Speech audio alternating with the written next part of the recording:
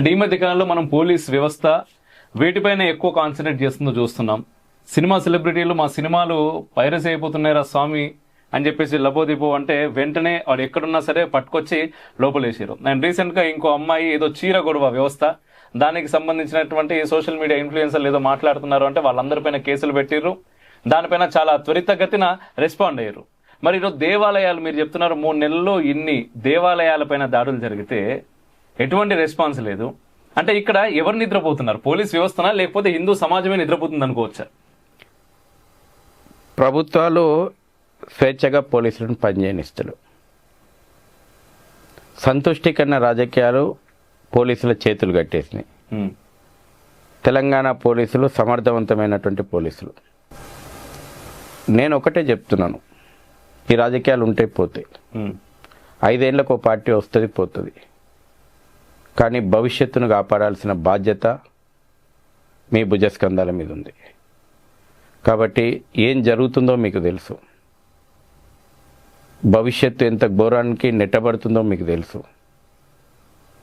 మీరు అధికారంలో ఉన్నప్పుడు ఈ దేశానికి ఏం మంచి చేస్తారో చేయండి. ఇది మాత్రం నేను విమర్శలు చేయదలుచుకోలేదు. ఎందుకంటే సమర్థవంతమైనటువంటి బలిదానాలు చేసినటువంటి చరిత్ర తెలంగాణ పోలీసులకు ఉంది. కానీ ఈనాడు ఉన్నటువంటి రాజకీయాలు ఎప్పుడైతే ప్రజలు అటువంటి నేతలను ఎన్నుకున్నప్పుడు, అటువంటి నేతల చేతుల్లో పట్ల అధికారం పెట్టినప్పుడు ఈ రోజున ఒక గూండాలను, రౌడీ షీటర్లను, లిక్కర్ మాఫియాను తీసుకొచ్చి, బ్లాక్మెయిలర్లను, దొంగలను తీసుకొచ్చి అధికారం అప్పజెప్పి వీళ్ళను మాత్రం తప్పుపడితే మంచిది కాదు అనేది నా అభిప్రాయం. అదే సందర్భం లోపల నేను అందుకే గుర్తు చేసిన, వీళ్ళది 5 సంవత్సరాల సినిమా, ఎప్పుడు కూడా అభద్రతతో ఉండేటువంటి సినిమా వీళ్ళది. మీది ఈ పోస్ట్ కాకపోతే ఇంకో పోస్టు. సర్వీస్లో మీరు అనుకుంటే భాగ్యనగరం భవిష్యత్తు మీ చేతిలో ఉంది. అట్లా అనేక మంది పోలీస్ ఆఫీసర్లు పనిచేయడం కారణంగా ఈ మాత్రం మనం ఉన్నాం, ఈ మాత్రం మనము ఖచ్చితంగా ఉన్నాం. కాబట్టి తప్పకుండా ప్రజలు ఉద్యమం, అందుకనే మేము అంటున్నాం, ఈ రోజున ధర్మరక్షణ సభ మేము ఎందుకు పెట్టినాం? ప్రజల లోపల చైతన్యం తీసుకొచ్చి ప్రజా చైతన్యంగా దీన్ని మరల్చిన రోజున అన్ని రాజకీయ పార్టీలకు ఇది ఎజెండా కావాలా. ఇది అక్రమ చొరబాటుదారుల ఏరివేత విషయంలో మీ విధానం ఏందో రేపు స్పష్టం చేయాలి వాళ్ళ మేనిఫెస్టో లోపల. ఏ రాజకీయ పార్టీ కూడా అక్రమ చొరబాటుదారుల వెనకాల మేము నిలిస్తే ఫస్ట్ ఈ ప్రజలు మమ్మల్ని బొంద పెడతారు అనేటువంటి భయం రావాలి. ఆ రోజున పోలీసులు ఒక్కరోజు చాలండి, తెలంగాణ పోలీసులకు, హైదరాబాద్ పోలీసులకు ఒక రోజులో వాళ్ళు చాలా ఇంతకుముందు కూడా చాలా చేసి చూపెట్టారు. ఒక్కరోజు చాలు ఈ చొరబాటుదారులను ఏరివేస్తేందుకు. కాబట్టి మనం చేయాల్సింది ప్రజా చైతన్యం, ప్రజల లోపల వాస్తవికమైనటువంటి విషయాలు. ఈ రోజున మేము అందుకే అంటున్నాం, ప్రభుత్వాలు చేసేటువంటి ప్రభుత్వం చేయాలి, పోలీసులు చేసేటువంటిది పోలీసు చేయాలి, ప్రజలు చేయాల్సింది ప్రజలు చేయాలి. మనం పట్టిద్దాం ఎక్కడిదక్కడ సామాజిక వీళ్ళను ఎవడైతే వాడు ఉపాధి పేరు మీద వచ్చి మన భవిష్యత్తును ప్రశ్నార్థకం చేస్తున్నాడో వాడిని సామాజికమైనటువంటి బహిష్కరణ చేద్దాం మనం. వాడు ముసుగేసుకున్నాడు, వాడు ఆ ముసుగు తొలగించి వాని దేశానికి తిప్పి పంపేలాగా ఒత్తిడి తెద్దాం ఖచ్చితంగా. అండ్ ఈ మధ్య కాలంలో ఓవైసీ ఒక కామెంట్ చేశాడు, ఈ దేశానికి బుర్కా వేసుకున్నటువంటి మహిళ ప్రధానిగా అవ్వడం నేను చూడాలి అనుకుంటున్నాను, నేను చూస్తాను అది త్వరలో అనే టైప్లో మాట్లాడిండు తను. అండ్ దాన్ని ఎలా చూడొచ్చు ఆ కామెంట్? ఓవైసీ చాలా క్లారిటీగా ఉన్నాడు, మనం కన్ఫ్యూజ్లో ఉన్నాం.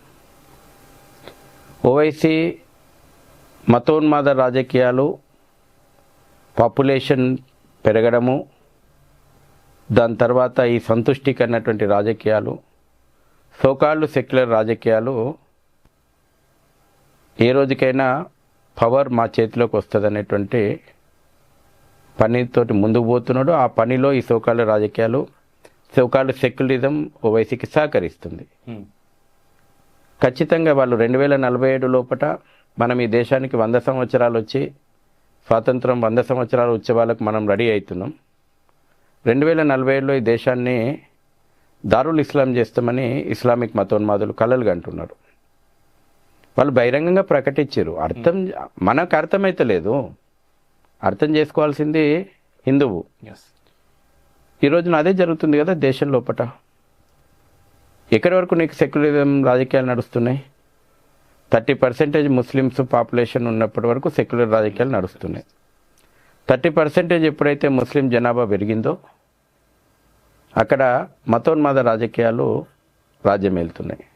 నిన్న ముంబైలో మహారాష్ట్రలో జరిగినటువంటి రిజల్ట్ నిన్న వచ్చింది. కానీ దేశంలో అనేక చోట్ల కానీ అయితే పొలిటికల్ ఇస్లాం ఈ దేశాన్ని 713 సంవత్సరం నుంచి కబలించాలని చూస్తుంది.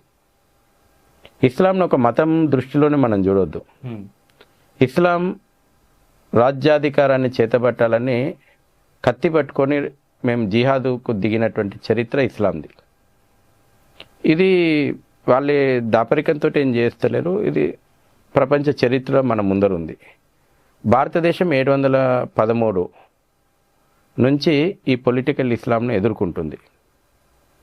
మొహమ్మద్ బిన్ కాసిం ఎందుకు వచ్చింది ఈ దేశానికి దండయాత్రకు? ఇక్కడ రాజ్యాన్ని ఆక్రమించాలని. దాని తర్వాత అనేక వంశాలు వచ్చినాయి కదా, ఖిల్జీలు, గజనీలు, గోరీలు, తుగ్లకులు, బహుమనీలు, సుల్తాన్లు, పఠాన్లు, నిజాంలు, నవాబులు, ముఘళ్ళు, తురుష్కులు, ఇన్ని వంశాలు పవర్ అనుభవించినాయి కదా. ఇప్పుడు ఓవైసీ అనుభవించాలనుకుంటున్నాడు. ఈ రజాకార్ భావజాలం మీద కూడా మనం ఎట్లా పోరాడాలి? నేనేమనుకుంటున్నాను, ఇక్కడ ప్రజాస్వామ్యయుతంగా ఎన్నికైతాము అనేటువంటి ఆలోచన లేదు ఓవైసీకి. అక్కడ మతోన్మాదం మేము రాజ్యం వెళ్తాము అనేటువంటి సందేశం ఇస్తున్నాడు కదా, అదే చూపిస్తున్నాడు కదా, అదే చూపెడుతున్నాడు కదా. ఇక్కడ అర్థం చేసుకోవాల్సింది మిగతా సమాజం కదా. ఓవైసీ ఆ కళ కనడంలో ఓవైసీ కళనే రాత్రి పొద్దున అదే కళలు కంటాడు. ఓవైసీ ఆ కళ కనకపోతే ఇంకో కళ కంటాడా? ఈ దేశంలో పుట్ట భారత రాజ్యాంగం సుభిక్షంగా ఉండాలని ఓవైసీ కళ కంటాడా? ఈ దేశంలో పుట్ట అంబేద్కర్ ఆలోచనలు అమలు కావాలని ఓవైసీ కళలు కంటాడా? జై భీమ్ జై భీమ్ అందమైనటువంటి ఒక నినాదం ఇస్తారు. జై భీమ్ జై భీమ్ ఎంత ఆచరణ యోగ్యం కాదో జోగేంద్రనాథ్ మండల్కి ఏం పట్టింది? ఈ రోజున బంగ్లాదేశ్ లోపట హత్యకు గురిగా పడుతున్నటువంటి ప్రతి హిందువు దళిత సమాజానికి సంబంధించినటువంటి వ్యక్తే. జోగేంద్రనాథ్ మండల్ మాటలిని మొహమ్మద్ అలీ జిన్నా కుయుక్తులకు మోసపోయి ఈస్ట్ పాకిస్తాన్లో, వెస్ట్ పాకిస్తాన్లో నిరుపేదలైనటువంటి దళిత హిందువులు ఆ రోజున ఉన్నారు.